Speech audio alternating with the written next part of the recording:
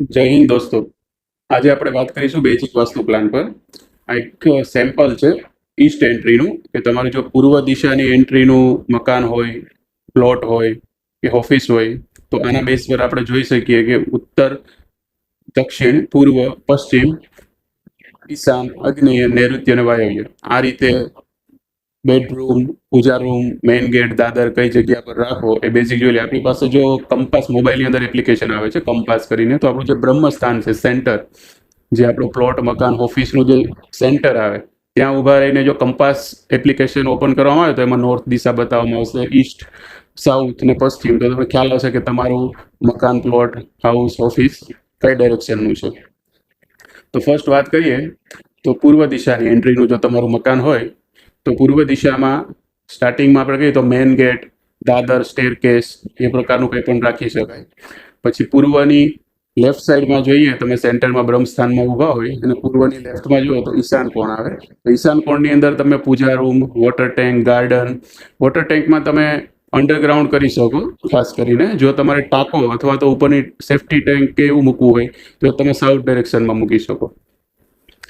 તો ઈશાન કોણમાં water tank, garden, પૂજા room. પછી આગળના ભાગમાં તમારે સુશોભન માટે ટ્રીઝ છે, ગાર્ડન છે, વૃક્ષો છે, એ આગળ તમે પૂર્વ દિશામાં રાખી શકો.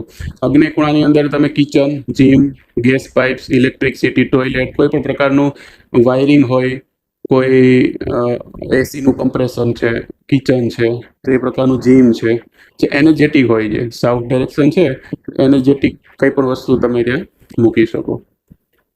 પછી આગળ વાત કરીએ દક્ષિણ. તો દક્ષિણમાં જે તમે બ્રહ્મસ્થાનમાં ઊભા છો તેની રાઈટ સાઈડ એટલે સાઉથ ડાયરેક્શન તમારા પ્લોટ મકાનની, એમાં બેડરૂમ છે, master bedroom, living room, store room, non cooking area એટલે કોઈ પણ સ્ટોર રૂમ ટાઈપનું કે એક્સ્ટ્રા જેમાં વધારે વજન, સામાન અથવા લોડેડ તમે રાખી શકતા હોય એવું કોઈ પણ પ્રકારનું તમે આ ડાયરેક્શનમાં રાખી શકો છો. હવે આગળ વાત કરીએ balcony, open place, children study area અને સ્ટેરકેસ, દાદર. તો એ પણ ઉત્તર દિશામાં, ઉત્તર દિશા એક હળવી દિશા છે કે જ્યાં તમે કોઈ પણ બાલ્કની ટાઈપનું છે, સ્ટેરકેસ છે કે ઓપન પ્લેસ, ફ્લોર, વરંડા એ ટાઈપનું બધું રાખી શકો.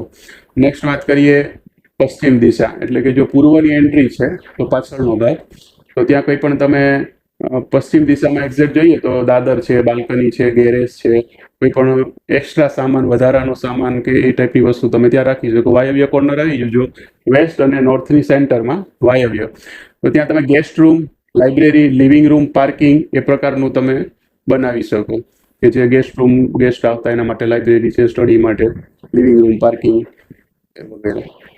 આગળ વાત કરીએ નૈઋત્યની. તો નૈઋત્યમાં water tank, children room, meditation room, cash locker એ તમે ત્યાં બનાવી શકો.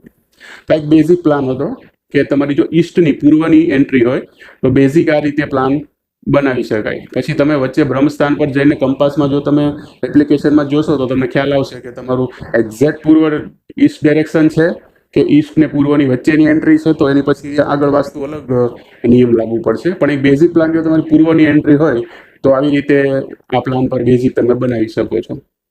અને તમારે કંઈ પણ બીજી તમારી એન્ટ્રી હોય, નોર્થ, વેસ્ટ, સાઉથ, નૈઋત્ય, વાયવ્ય, તો તમે મેસેજ કરી શકો છો કોમેન્ટમાં કે કઈ ડાયરેક્શન છે. આગળ એના પર આપણે બીજી ડાયરેક્શન નેક્સ્ટ વિડીયોમાં વાત કરીશું. ધન્યવાદ.